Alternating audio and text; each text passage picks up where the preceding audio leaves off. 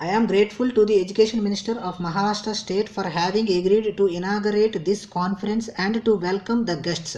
Looking to the number of persons who are present and who will be taking part in the deliberations of this national seminar on liquidation of illiteracy, which has been organized by the Planning Commission and the Maharashtra government jointly for the purpose of focusing attention on the problems confronting the country on undertaking a comprehensive program of adult education during the fourth plan, it might be called a conference. Some persons may wonder why we should have called this seminar at a time like this when all our thoughts are occupied with the problems of defense and other developmental problems associated with it.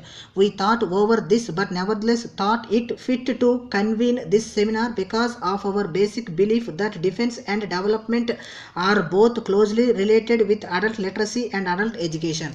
It is indeed difficult for a country which consists of persons who are not able to communicate with each other.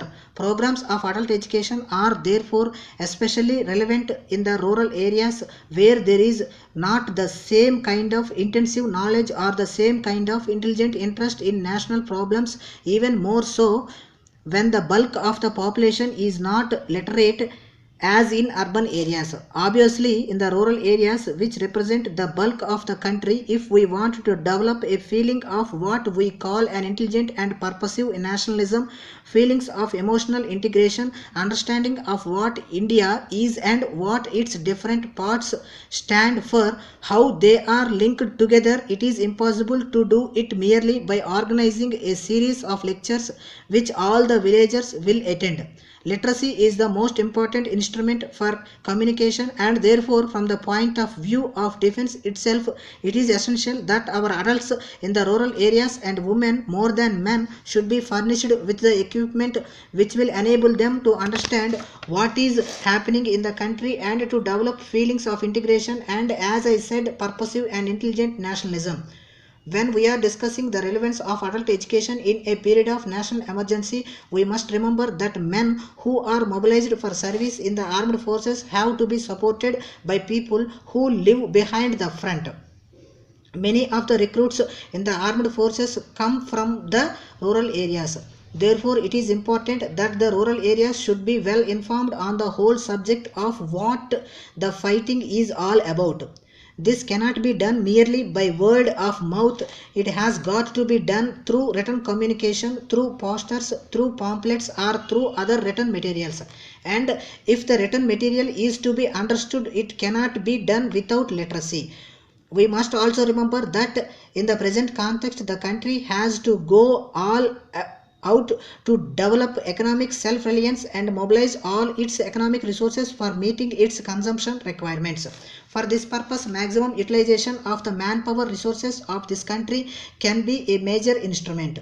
One lesson we learned in the last few months is that we have not been making enough use of our manpower in this country. Our economic development and our plans and our programs have been far too much oriented to dependence on foreign machinery and foreign imports of various kinds. While it is important that we must industrialize, mechanize and go in for sophisticated and modern ways of production, still the fact remains that from the point of view of self-reliance, we have a very big place for the utilization of manpower as such. This means in turn the imparting of skills, ability and a capacity for disciplined and cooperative work.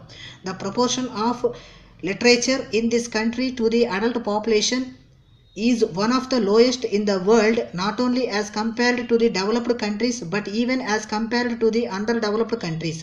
If we look at the literacy in China and that in India, I must confess with a great sense of shame that the Chinese have made a much greater advance in the matter of literacy than what we have been able to do in this country. For all practical purposes, what we call New China and New India came into existence more or less at about the same time.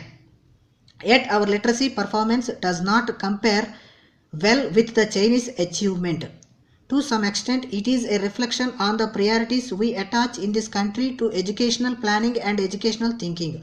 We stipulated in our constitution that everybody below the age of 14 must get compulsory and free elementary education. But we did not realize that the education of an adult is as important as the education of the child. Now take another example. Indonesia undertook a vast program of adult literacy almost immediately after she attained independence, and she has achieved very good progress in literacy. The four major countries of Asian region started about the same time. We share with Pakistan the unique distinction, if at all a distinction, of having about the same record of literacy, while when compared to China and Indonesia we are very much worse. As far as literacy is concerned, let alone the question of adult education, this great nation of ours occupies a very low place in the world. It is bad enough to occupy a low place as far as the per capita national income is concerned. But I think it is disgraceful to do so in terms of adult literacy and adult education.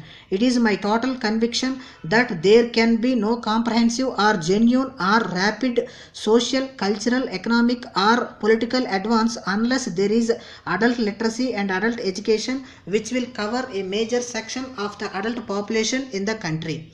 Compared to that, the position in which we find ourselves after so many years of independence is something which is a cause for great dissatisfaction. I think we must think in terms of wiping out illiteracy completely in a few years. I do not like the talk of setting a 30-year target for bringing down illiteracy.